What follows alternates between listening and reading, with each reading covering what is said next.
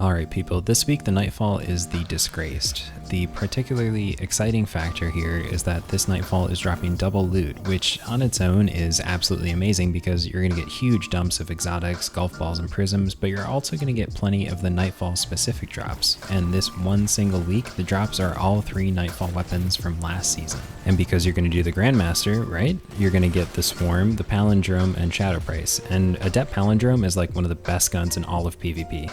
So if you're here for a good palindrome, I highly recommend you start farming this Nightfall right away, but even if you're not, you should be farming this thing for the double loot because it is very generous. What's more, I'm pleased as always to share that I think the Grandmaster version of this Nightfall is totally doable with a budget build, meaning a build that is only comprised of seasonal or accessible gear. I'm going to quickly run you through the 3 builds that my team and I use to complete this Grandmaster using only beginner level gear, and then I'm going to walk you through our strategy for every encounter in this Grandmaster. I do this like every week, so if you like this sort of thing, consider stopping by for next week's guide too, or don't. Do whatever you want. Long story short, I think just about every Grandmaster Nightfall in this game is completable, even if you are a newer player who doesn't have all the endgame loot, or even if you're a veteran player who doesn't have all the endgame loot. Alright, first up the 3 builds and then the walkthrough. Oh, and at the end there are 2 bonus builds, one for Hunter and one for Titan, so stick around for those if you want some further ideas about how to complete this Grandmaster. All in all, I think anyone should be able to complete this with just some moderate teamwork. Alright, let's get into it.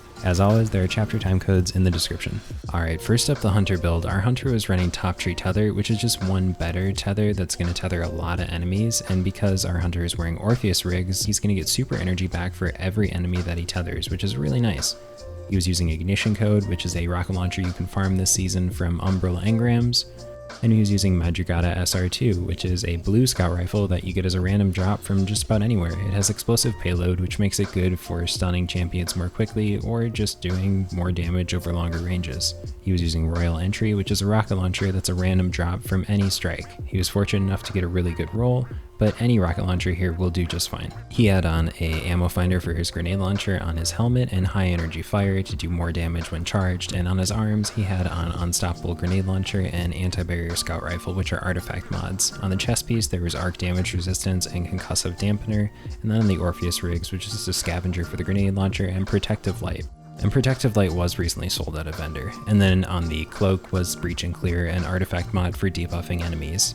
Onto the Titan build, the Titan was running Top Tree Bubble, which was great for protecting us in high stress situations, and because he paired it with Helm of Saint 14, the exotic, we're going to get overshields every time we step into that bubble, and we retain them when we step out of the bubble. Again, he was using Protective Light like all of us. It was recently sold at a vendor, so we felt comfortable including it in these beginner builds. On the arms was the artifact mods, Anti-Barrier Scout, and Unstoppable Grenade Launcher, which will pair nicely with the Eternal Blazing Scout Rifle and the Prospector Grenade Launcher.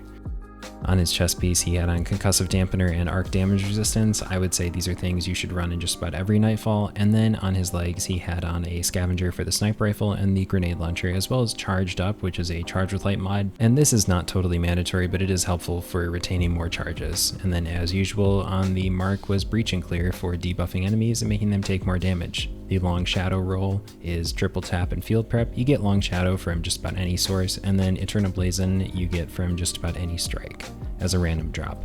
The Prospector is just a random exotic drop from the base game of Destiny 2. Alright, onto the Warlock loadout. I was using Attunement of Control or Chaos Reach with Geomake stabilizers, so I would get my super more often and it would last longer, which is a Nightfall classic. I use Ignition Code, which you can farm from Umbrella Engrams this season, and then Polaris Lance, which is an old scout rifle that you can now buy at the exotic kiosk. It's a solar energy one, which is really good for this Nightfall, and it has 4th times the charm essentially. But you can also do explosive damage after you land for precision hits, and that's quite nice. I have Memory Interdict, which is a grenade launcher you can farm this season, but honestly any heavy weapon here should be fine. A rocket launcher would probably be better. I just had on double grenade launcher ammo finder for my 2 grenade launchers, which is nice, and then a scout rifle loader and anti-barrier scout rifle, which paired with my Polaris Lance. As usual, I had concussive dampener and arc damage resistance on, and high energy fire, which is a mod that everybody gets when they start accounts, along with taking charge, and then 2 grenade launcher ammo scavengers and protective light on my bond, along with special finisher, so when I finish enemies I get special ammo. Alright, Alright, that's the builds. On to the gameplay. First off, I would suggest that you look straight backwards here and see if there's a rally flag way in the back here, because if there is, you can start with your super and full heavy ammo, and that's, you know, that's not too bad. Once you get up here, we like to just hang in the back, even though it's kind of like weird and awkward, but just literally hang this far back and wait for the barrier to peek you, and then once you're able to stun it, it's going to be so much easier to kill it rather than trying to like move forward and like be aggressive and stuff. Literally just hang back, wait for it to peek you, even if it's kind of annoying, or just work on the smaller heads if they don't come to you first. After you kill it, you're gonna have a wave of shanks come to you and then a wave of invisible enemies. So once again, just hang in the back. Just literally stand back here and shoot everything. It's going to come to you. I'm pretty sure because of the programming or the pathing or whatever you want to call it, the enemies in this room are programmed to push you. So just let them come to you, because if you push out, you're just going to get pinched and flanked. Alright, after a little bit, you're going to be able to have a nice angle on this barrier servitor, luckily. If not, maybe you can push out a little bit farther, but honestly, I would just hang back here and let everything come to you, and if it gets sketchy, consider finding a different angle, but you really don't have to. Right about now, you should be getting supers though, and that's the thing. Now you can clear ads more easily, and that should give you an opening to be able to take a different angle on the barrier if you really need to. We had a little bit of opportunity to shoot the barrier here, but it would pretty often just duck behind cover as soon as we finished off its shield in one stage, so we would have to then go find different angles. So I would say at this point is when you need to kill the ads when the barrier's shield is down, and just don't even worry about trying to kill it, just keep knocking its shield out, and then that's going to give you space to kill the other ads. And that's really what you need to do in order to progress and get an angle on the barrier that is safe. So now eventually, as you can see here, I was able to push out a little bit further and get a different angle on the barrier, and because I have anti-barrier scout rifle, I was able to keep it down pretty easily. Be careful though, if you run up to finish it, it might just suddenly turn its shield back on, and you know, that's pretty sad if that happens, so watch out for that. After you clear this room and kill the barrier, you're going to get one more spawn of ads up here. It's going to be one more barrier for you to kill, and like before, the barrier is actually going to push you pretty hard, so if you're lucky, you're going to get to come and hang out in your happy little room here and primary the barrier down with your teammates. Our Titan popped the bubble here, and you know, that's the thing about supers, is you should just use them whenever you need them. Even if it's just like a random block of ads like these guys up here to the left, like it doesn't matter, you're gonna get your super back so much, so just pop it all the time and chain orbs between your teammates. Alright, after you get up to this next room, again, you're going to have to work on the barrier from awkward angles, and you're going to have to kill ads when the barrier is dealing with the trauma of its shield being broken. So that's really the way to do this, rather than trying to take out the barrier while the ads are shooting you. Take out the barrier shield, then you have a chance to focus on ads, then you can go back to the barrier and work on it. And it'll be at full health, but it won't matter because there won't be ads shooting you, and that's really what makes barriers difficult, not the barrier themselves.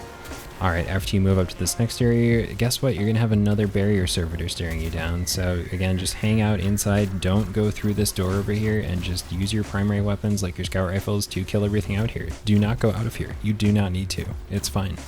This moment can feel a little bit slow because you're really going to want to get out and get some fresh air after being inside for so long, but really it's worth it to just hang back and chain your supers and kill the ads slowly and not die, because you only get revives in Grandmasters for every champion you kill, so doing hero moments and taking risky moves to try to pull off something awesome is just not worth it in Grandmasters. It doesn't work, and you end up dying and just slowing everything down. Alright, after you clear out the next wave of these ads, you can move up a tiny bit if you want, just for a moment, but you're going to have to fall back almost immediately because the ships are going to drop off a wave of thrall, and it's actually quite a bit, so, you know, fall back, don't be afraid to give up all your ground to the thrall, they're weak. Just kill them, and then you can move on to these barrier knights in the way back of the map. And this is where Polaris Lance just basically turned into the most fun thing I'd ever used in a Nightfall, because it's giving me ammo back directly into the magazine for every critical shot I'm landing, and then every 5th critical shot I'm thrown out there is like this fiery lance into the head of the barrier, and it's just so fun. I can literally like solo a barrier champion. It was some of the most fun I'd had in a Nightfall in a while, and I'm going to be using Polaris Lance in Grandmasters going forward just for fun. I fired like 60 scout rifles rifle bullets in a row. It was just bliss. After you kill the barriers on those little pedestals back there, you can move up and there will be a elite knight for you to kill and 2 more barrier knight champions. Again, you can hang back pretty far and do these. You don't have to push up if you don't want to, if you want to keep it safe, but the knights might duck behind cover, so be ready for that. After you move up to this next room, there's going to be a couple barriers. Try to use the slice the pie maneuver where you only peek 1 barrier at a time, and that'll make this a lot easier so you're not trying to fight 2 barriers and plenty of invincible fallen. Just do 1 barrier at a time, and if they're being annoying, just back off and let them sort of figure out their pathing and then reapproach in a moment. After you kill both of these barriers, taking it slow of course, because you do not want to waste revives here by doing something foolish like I am on screen, then you can move up to the next area. Make sure to check for ammo here because there can be some bricks on the ground you might have missed, or you can run back all the way to where you killed the barrier knights and there might be ammo there for you too. Alright people, now here is where shit is going to kind of hit the fan because you're approaching the final boss and things can get messy, but if you play it safe you will be fine, I promise. Once you get up here, you're going to have a couple of thrall come towards you and 2 barrier knights. Just focus on the thrall first, and if you need to, just draw them all the way back because you do not need to be aggressive and rush. You can just back off quite far and the thrall will chase you and you can take them out, and then after the wave of trash tier mobs are dead, you can move up and focus on 1 barrier knight at a time, again slicing the pie so you're only peeking 1 barrier knight at a time. I would consider just using your special and your primary weapons here, and your supers of course, don't hold on to those, but maybe conserve your heavy for later because you shouldn't really need it right now. After you move up, you can do some damage to Navota, the boss, who's just spawning in a preliminary fashion. She's going to go away after you do enough damage, so just do enough damage to sort of push her away so you can focus on the smaller adds like those wizards in the back. There will be your first unstoppable here, so watch out for that. It'll be an ogre that sort of makes its way down the hill, and you can take your time and just slowly take it out without really peeking the barrier knight that is up to your left on that platform. Then we actually like to come back here and kill the barrier knight because the other enemies can't really shoot you, and you do have a really nice sightline on the barrier knight. Just use your scout rifles, your primary ammo weapons, and you should be able to kill the barrier with not too much trouble. Then you can move up and slowly start killing these orange bars and red bars. Don't go too far because you don't need to drop lives here. We use a little bit of heavy ammo, and we still continue to use supers even up to this point because you really don't need supers in the first part of the boss fight. You really only need them until the very end of the boss fight, so just, use those supers as soon as you get them. Up here there's going to be 2 more barriers ready to greet you and some red bars.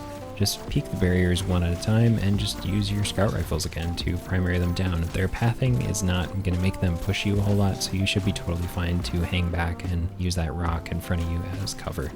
I'm going to take this moment to just mention that you are formally invited to the Discord server that the YouTube community has. If you'd like to stop by and say hello or lend some advice to future videos or just make friends and talk about video games, whatever you want to do, but we have a nice growing community. We just hit level 2 on the Discord server, which is cool, so we have a little server banner and we have more space for emotes. Once you get into the boss room, there's going to be a couple dudes down here doing some sort of evil worship, which normally I would obviously support and try to join in on, but in this case we do need to take them out in order to spawn the boss. So go ahead and take those acolytes out, and then Navota will spawn and you can start the boss fight. She will have a continuously regenerating solar shield, so it'll be really nice to have your solar weapons here because you can focus on little adds, your solar shield will regenerate, you can pop it, do a bunch of damage from the shield pop, and then focus on little adds and just go back and forth like that. And the shield pop is actually going to do a significant amount of damage. It's totally fine to take this part slow and just use your primaries and specials to slowly take her out. The pathing on Navota is such that she's going to kind of go behind cover every time the shield is popped to try to regenerate the shield and move out of your way, so it's kind of nice. It should make your job pretty easy in the beginning of this. Anyway, after you do enough damage to Navota, you're going to move on to the next section where some knights are going to spawn and some acolytes and things like that, so you're going to have to focus on the left side up here where that little window is. That's going to spawn knights in the future, and they will have arc shields, so use arc weapons to take those shields out, obviously because match game is on. Then Navota is going to spawn on this bridge above you after you take out that first wave of adds, and then you can start doing some DPS. Take out the shield, that solar weapon of yours, and then do a little bit of DPS. Focus on the thrall that are going to spawn, do a little bit DPS, and just go back and forth like this. In the middle, at about half of her health, you're going to get 1 unstoppable champion and a huge wave of acolytes spawn, so this is the part where you could die here, if any part. Immediately stun that ogre and use everything you have to just take it out as fast as possible, and then use your supers to kill all the little adds like your tether and your bubble or whatever you happen to be using. After that, you can focus on the little ads that will spawn farther down the ramp, as long as you are careful not to peek them too hard, because there will be another ogre waiting down there to say hello. So we like to pop a bubble here just to play it safe with the overshield from the Saint 14 helm, and then you can focus on stunning that ogre and taking it out along with its smaller friend. After you take it out though, watch out because Novoda is going to spawn behind you on the bridge again. This part is going to go slow. You're just going to be doing damage, focusing on a thrall wave that spawns, doing damage, back and forth, until she goes down here, and this is the second part where it gets a little bit sketchy. There's going to be significant ad spawns right now when she goes down here, so you're going to want to take her out as quickly as possible, which would be really, really nice if you can just do it straight out of the bat immediately, but you might not have the firepower to just delete her, so if you don't, you're going to have to watch out for the cursed thrall spawn to your left, drop a bubble if you have it, and just again use your supers, use your heavy, stay alive, and stay in the back. You don't need to go fast here. You really don't, unless you're on a speed run, but I would assume that most people looking for a guide on Nightfalls are probably just looking for a completion rather than a speedrun strat. Obviously, if you do want a speedrun strat, let me know. It's just I feel like it's going to be the same answer for every Grandmaster. Anyway, moving on, after you take out that wave of Thrall, you're going to have a pretty easy time just primarying down Novoda, and you should be done. You're not going to run into much stress here, just hang back and don't die, and then she will die eventually, and it'll be fine. Like I said, it might not be the speediest thing, but if you don't die and you get a completion, and you get some adept guns and a whole bunch of loot, you know, that's worth it. The objective is to finish. Like I said at the beginning, I think this Grandmaster is totally doable even for newer players. If you have any questions, just let me know, or if you want more tailored advice, you could stop at the Discord or just leave a comment and I'll respond to it. I read all of them and I'm here to help if I can. I'd say the biggest advice here, like any Grandmaster, is to hang with your team and team shoot, and don't be too aggressive because you really don't need to. At all points this Nightfall, you are going to be fine by just hanging back and team shooting.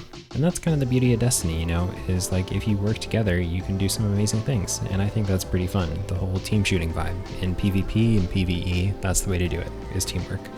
Okay, as promised, here are those two more bonus builds before the video wraps up. First up, the Titan build, and then I'll get into the Hunter build. The Titan build was middle tree code of the commander, which is called Siegebreaker, where you get that big banner shield that your teammates can shoot through but your enemies can't. And if you pair it with Ursa Furiosa, that's a Nightfall classic because it makes the shield last longer and generate a ton of orbs. Nightwatch and Empty Vessel are strike drops or worldly drops that you get from just about anywhere. And then Leviathan's Breath is just a goofy big bow that does unstoppable damage. On the helmet, he just had ammo finders for the heavy and the special weapons. And then on the arms, which were the Ursa Furiosa, as I mentioned, Protective Light, and the artifact mods Unstoppable Grenade Launcher and Anti-Barrier Scout. On the chest piece, he was using Concussive Dampener and Arc Resist. That's sort of a common theme in this Nightfall because there's a lot of arc damage, and arc damage is increased incoming to you. And then on his legs, he was using a Bow Scavenger for that Leviathan's Breath. On his mark, he was using Breach and Clear, which is that debuffing grenade launcher mod, and it is worth every penny. Okay, on to that bonus Hunter build. The Hunter was using Dead Man's Tale with the bottom tree golden gun to get that big golden gun damage mixed with Celestial Nighthawk. It just turns it into one high powered shot so you can delete a champion, which feels awesome. Ashes to Assets is a helmet mod where you get bonus super energy on grenade kills. That's nice. Obviously we have Dead Man's Tale here, which is an infamous scout rifle, but it's really good in PvE along with Salvager's Salvo, which is a weapon you get through a quest. Code Duello is farmable through Umbral engrams at the helm. The Celestial Nighthawk we already went over, it just deletes champions, and then on their arms they had Argent Ordnance, so that rocket launcher is going to do more damage, and then the classic Barrier mod and Unstoppable mod from the artifact. Moving on to the chest piece, there was Concussive Dampener and Sniper Resist, along with Protective Light. Again, the reason we chose to include Protective Light is because it was sold recently, so it feels fair to put on the list. And then Grenade Launcher Scavenger on the legs, along with Radiant Light. Now that's not particularly budget build, but hey, I can't control my teammates. And then Energy Accelerant to pair with that Salvager's Salvo, which is quite nice. Alright folks, that wraps up these bonus builds, and it wraps up the video too. If you liked it, let me know, and if not, let me know too, because I'm always up for changing these things. I want to make them as accessible as possible because I think that's part of what makes Destiny so iconic and so fun, and so if you have any questions, let me know how I can help. Alright, thank you so much for watching, and I'll catch you later. Bye.